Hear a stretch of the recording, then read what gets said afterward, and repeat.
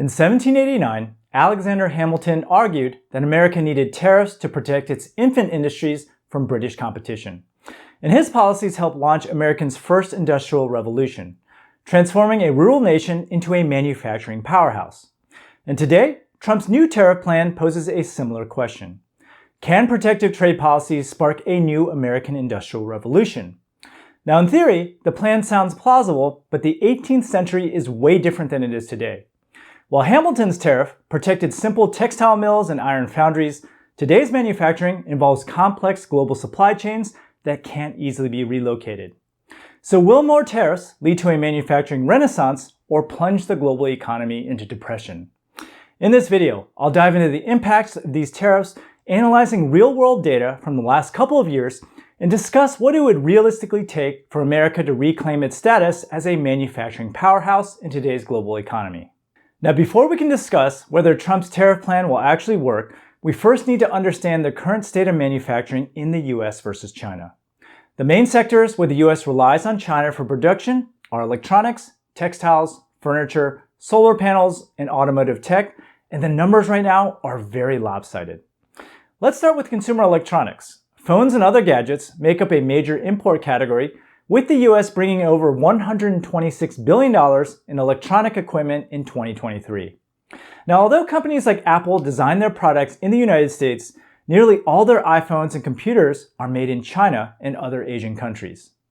Now, while the exact figures for domestic US electronics manufacturing aren't readily available, most analysts agree that the number is tiny. Right now, manufacturing electronics in the US isn't cost efficient. The country lacks the necessary supply chains and specialized production capabilities. Instead, most US electronics manufacturing is focused on high-value components and specialized equipment. Next, let's look at textiles. In 2022, the United States imported around $132 billion in textiles and apparel, with China accounting for 24.7% of these imports, followed by Vietnam, India, Bangladesh, and Indonesia. Meanwhile, US textile and apparel production has steadily declined, valued at just $64.4 billion in 2022. This means that we now import more than twice the textiles than what we produce domestically.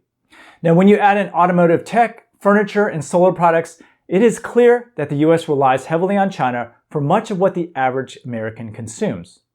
So what would it realistically take to bring all that manufacturing back into the United States? Now, since I used to work as an electrical engineer in chip design, let's start with semiconductors. Establishing new electronics manufacturing facilities in the US will require a significant financial investment and time to build up the necessary infrastructure.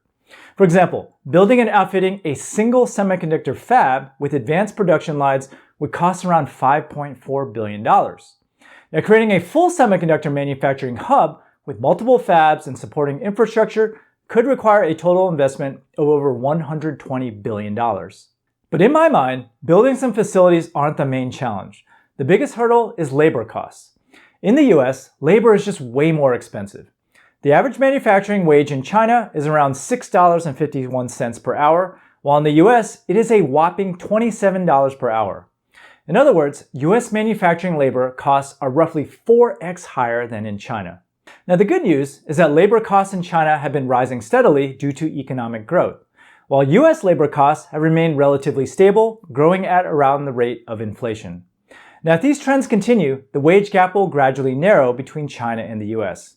However, a more pressing issue is that the US doesn't have enough manufacturing labor. According to a report from Deloitte and the Manufacturing Institute, manufacturers may need as many as 3.8 million new workers by 2033, with around 1.9 million positions potentially remaining unfilled if current labor shortages persist. And to make matters worse, a quarter of US manufacturing workers are over the age of 54, and the retirement rate is much higher than other industries. Economists believe that a huge mass of new skilled entrants in areas such as engineering and computer science will be required to replace the coming wave of retirees. Plus, the rapid advancement of tech and manufacturing requires specialized skills that the US doesn't have enough of. Thanks to the pandemic and the Great Resignation of 2022, more than 50 million workers quit their jobs. And manufacturing jobs that are fully in-person and traditionally have lower wages have had a difficult time retaining workers. So just for fun, let's calculate how much an iPhone would cost if it was made in the US. Right now, estimates suggest that assembling an iPhone in China costs between $4 and $10 per unit. If assembly was moved to the US, the cost would increase by approximately $30 to $40 per iPhone. So basically, it is 4 to 10x more expensive to assemble an iPhone in the US versus China. In addition, most iPhone components are produced in countries like China, Japan, and South Korea, where established supply chains and lower production costs exist. If Apple were to produce all components domestically, which would be impossible by the way, it would add more than $100 to the cost of each phone. The typical iPhone sells at a 2.5x markup, so conservatively speaking, we're looking at a price increase of $350 or more. An iPhone costs around $1,000, so this means that your iPhone and other gadgets will cost you about 35% more. And keep in mind, this is a conservative number. Other experts believe that the cost of an iPhone would be $2,000 or more. By the way, if you're interested in learning how to manufacture your own products for sale, make sure you sign up for my free 6-day e-commerce mini course below. It's 100% free, and I guarantee you'll learn a lot. The next problem the United States would have to overcome is getting the raw materials for production, and this is where China has a huge advantage. Right now, China controls about 85% of the global rare earth supply, leaving the US heavily dependent on imports. Now, what are rare earth elements and what are they used for? Well, it turns out practically everything. Rare earth elements are crucial in the production of smartphones, laptops, flat-screen TVs, and other consumer electronics. The defense industry uses rare earth elements in various applications, including precision-guided weapons, night vision equipment, radar systems, and aircraft engines. Then we have medical devices. Rare earth elements, particularly gadolinium, are used in MRIs and certain cancer treatment methods. Rare earth elements like lanthanum are even used in catalysts in refining oil. And did I mention that China owns 85% of the market here? Even when rare earth elements are mined outside of China, most processing facilities are located in China, and the US has limited capacity to refine and process these elements domestically. And in addition to rare earth elements, there's graphite, an essential material for batteries. China is the world's largest producer and refiner of natural graphite, and the US has little domestic production, relying heavily on imports. China also produces 80% of the world's gallium, a critical element in high-performance semiconductor chips. They lead in the production of other essential materials like antimony, bismuth, and magnesium. In fact, there is a long list of raw materials vital for electronics for which the US has almost no production capability. That is the current situation. The US is heavily dependent on China for nearly everything related to electronics and textiles. So what would happen if Trump were to suddenly impose 60% tariffs? Would that be enough to shift production back to the US, or would it lead to other consequences? Well, the good news is that the transition has already begun in the defense and technology industries. Right now, Intel is investing $120 billion over the next decade to establish a US-based manufacturing hub in Ohio, New Mexico, Arizona, and Oregon. The US government has been supporting the effort by giving Intel $8.5 billion in grants and $11 billion in loans. Meanwhile, Apple recently invested $410 million in US laser manufacturers, even though domestic production costs are significantly higher. The tariffs implemented during the 2016 Trump administration have also significantly increased US tariff revenue. According to the US Customs and Border Protection, total duties collected increased from $41.6 billion in 2018 to $111 billion in 2022. So how's all this going to play out? No one knows for sure, but the one thing that we can all be sure of is inflation. When Trump initiated the tariffs during his first administration, China immediately implemented retaliatory tariffs of its own. For example, China placed significant tariffs on US agricultural goods, including soybeans, pork, beef, dairy, and various nuts and fruits. And this really hurt American farmers, as China was a major export market for these products. A 25% tariff was imposed on US-made cars and auto parts, impacting the US automotive industry and adding costs for American automakers with a presence in China. Tariffs of 25% were imposed on various manufactured goods, including chemicals, machinery, electronics, and industrial products, impacting a broad range of US manufacturers. After the US imposed sanctions restricting China's access to advanced semiconductor technology, China responded by restricting exports of materials vital to semiconductor manufacturing, such as gallium and germanium. Everything is going to get more expensive, and the average American is already hurting big time.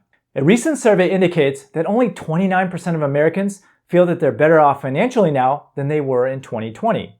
78% expressed concerns about the economy, and 64% are worried about inflation. As of the second quarter of this year, U.S. consumers collectively owe a record $1.14 trillion in credit card debt, marking an increase from $1.11 trillion in the first quarter.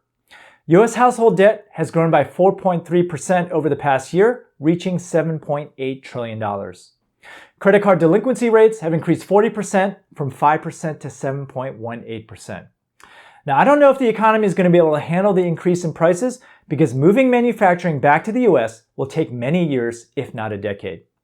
I've imported from China for over 17 years now, and I can't begin to describe the supply chain advantages that they have over there. For example, if I want to make any electronic gadget, I can go to Shenzhen and put everything together in one trip. All factories and suppliers and specialized providers are all in one place, making the supply chain extremely efficient. And then there's the labor force issue. Chinese workers are known for working long hours and quickly adapting to changes in production needs. Now, when I was an engineering manager, I worked with a company called Huawei, and I swear their engineers worked 24/7. I would literally get emails 24 hours a day.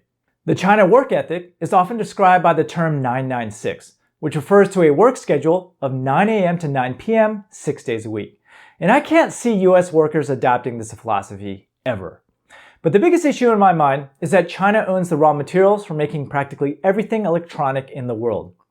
Every tariff that we impose will be responded to in kind, and this type of war may drive up prices so high that the US economy could get wrecked. So will Trump's tariff plan move manufacturing to the US?